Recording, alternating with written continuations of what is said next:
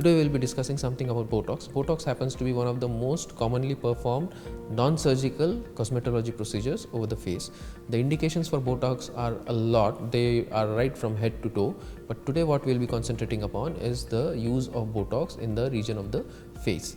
Above this line, okay, so it involves three areas basically: the forehead, the frown lines or the 11s or the angry looking man lines, and the crow's feet, the lines which form over here when you squish your eyes.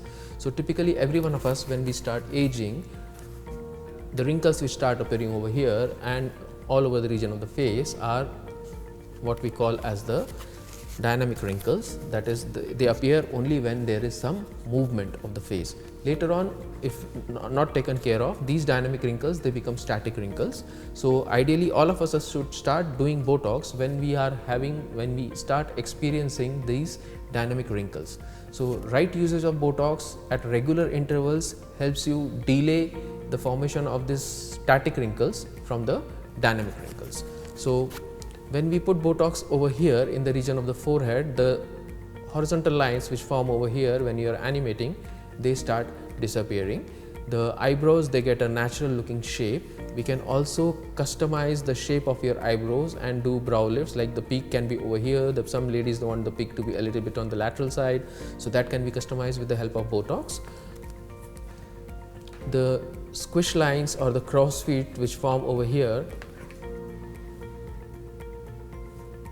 the crow's feet are the lines which form over here when we smile. Okay, so these can be minimized, the wrinkling over here can be minimized with the help of Botox. The next common region of use of Botox in the region of the nose. Some ladies, they have a habit of squishing their nose too much and they have what we call as bunny lines. So we can use Botox over here to get rid of the bunny lines. In some people, when they smile, the tip of the nose, it drops down, or when they talk, the tip of the nose, it drops down. So when we use Botox over here in the region of the nose, the muscle which is causing the depression of the tip of the nose, it gets paralyzed and the tip of the nose gets elevated. Botox can also be used for designing your smile. So there are some people who, when they smile, there is a lot of gum show, there is a lot of teeth show.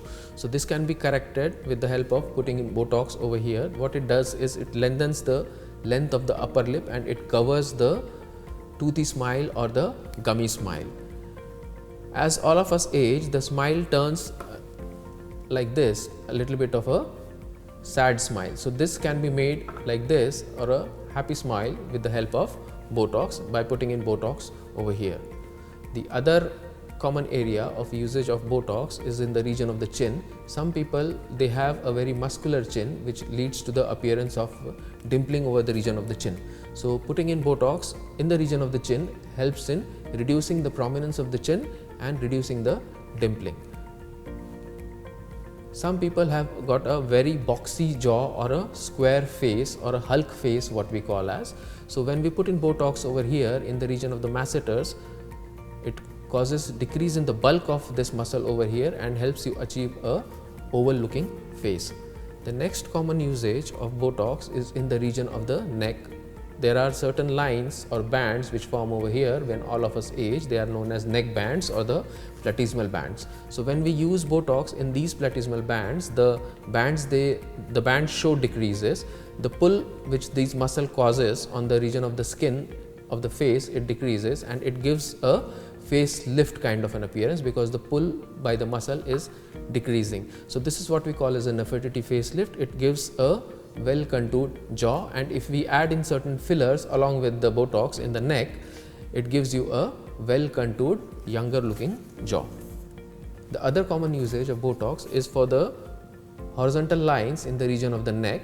So typically for this we do what we call as a meso Botox along with the filler to fill up these lines, and it also paralyzes the platysma which causes the horizontal wrinkling in the region of the neck. The effects of Botox, they are amplified when we use them along with a filler. So best result of Botox is when we do Botox along with the fillers, and best results of filler is when we do filler with the help of Botox. So both of them, they tend to help each other.